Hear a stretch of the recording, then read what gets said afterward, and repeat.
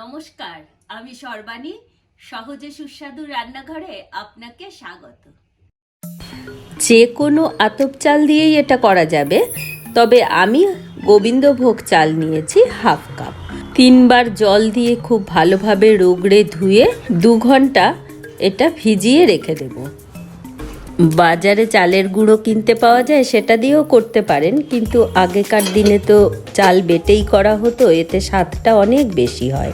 বক ফুলগুলো ধুয়ে জলটা ঝরিয়ে নিতে হবে, না হলে তেল ছিটে আসবে। বক ফুলের ভেতরকার এই গর্ভকেশর আর পরাগরেণুটাকে বাদ দিয়ে দিতে হয়। দেখে নিন একটু ভালোভাবে, এইখান থেকে একটু নখের চাপে গর্ভকেশরটাকে ফেলে দিতে হবে, এটা খাওয়া যায় না। বক ফুলের এই বোটাটাকে যদি রেখে দেন তাহলে এটা ছেড়ে যায় না, ফুলটা গোটাই ভাজা যায়। বক ফুলের মুচমুচে বড়া খেতে যেমন সুস্বাদু, উপকারও কিন্তু এর অনেক। বেশ কিছু প্রয়োজনীয় ভিটামিন মিনারেলসে ভরপুর। 2 ঘন্টা হয়ে গেছে, চালটা খুব ভালোভাবে ফুলে উঠেছে। এবার জলটাকে ঝরিয়ে নিতে হবে। ঝরিয়ে নিয়ে একটা গ্রাইন্ডার জারের মধ্যে দিয়ে এটাকে বেটে নেব। অন্য আতপ চালের তুলনায় গোবিন্দভোগ চাল দিলে গন্ধটা খুব ভালো আসে। 1 টেবিল চামচ মতো জল দিয়ে গ্রাইন্ড করে নিতে হবে। লঙ্কা আপনি কতটা ঝাল পছন্দ করেন সেই অনুযায়ী নেবেন। আলাদা করে আর কাঁচা লঙ্কা বাটার দরকার নেই।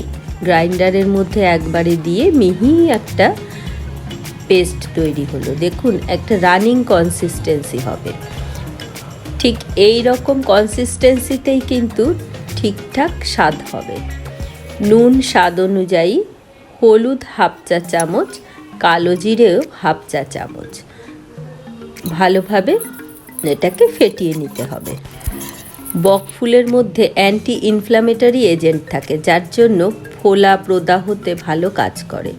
এই পাপড়িগুলোকে একসাথে জড়ো করে ধরে নিয়ে তারপর ব্যাটারের মধ্যে চুবিয়ে নিতে হবে। বক ফুল কিছুটা পেইন কিলারেরও কাজ করে, জানেন? ব্যথা বেদনাতেও খুব ভালো কাজ করে বক ফুল। এটা অ্যান্টিপাইরেটিক, অর্থাৎ এর মধ্যে এমন একটা এজেন্ট আছে যেটা জ্বর কমাতে সাহায্য করে। কড়াইতে তেল গরম বসিয়ে দিয়েছি, আর সর্ষের তেলেই এটা ভাজলে বেশি স্বাদ লাগে। আপনি যদি সর্ষের তেল না পছন্দ করেন তাহলে অন্য তেলে ভাজুন, কিন্তু সর্ষের তেলেই এর প্রপার স্বাদটা খোলে। এক এক করে বক ফুলের বড়াগুলো সাজিয়ে দিতে হবে। মিডিয়াম টু হাই ফ্লেমে এটা ভাজতে হবে। যেহেতু পাতলা পাতলা পাপড়ি হয়, খুব বেশিক্ষণ লাগে না ভাজা হতে।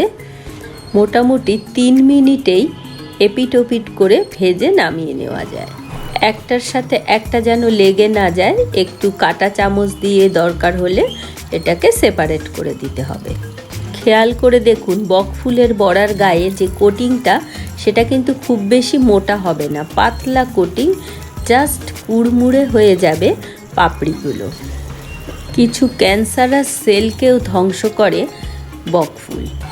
সেই জন্য সিজনে যেগুলো প্রকৃতি মাতা আমাদের দেন, সেগুলোতে অনেক উপকারে ভরা থাকে, আর সেগুলো আমাদের খাওয়াও উচিত।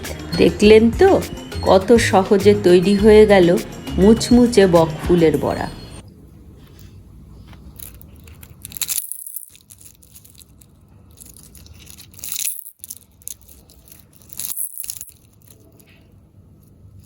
আমি ভীষণ কৃতজ্ঞ আপনার প্রতি।